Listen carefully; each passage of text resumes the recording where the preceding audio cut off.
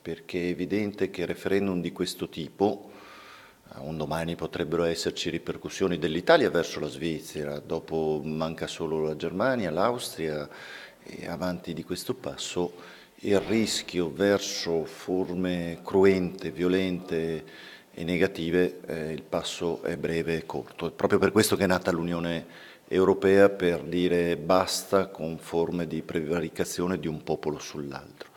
Seconda riflessione è il metodo di questa campagna elettorale.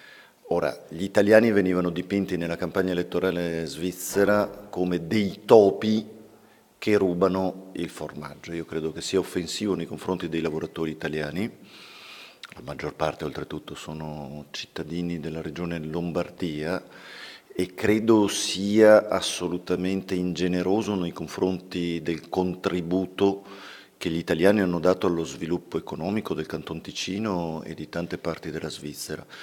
Mi piacerebbe sapere se la Svizzera ha sottoposto a referendum anche l'impossibilità per tanti ladroni italiani di esportare anche i capitali in Svizzera, o i capitali quelli li fanno passare, bloccano solo i lavori.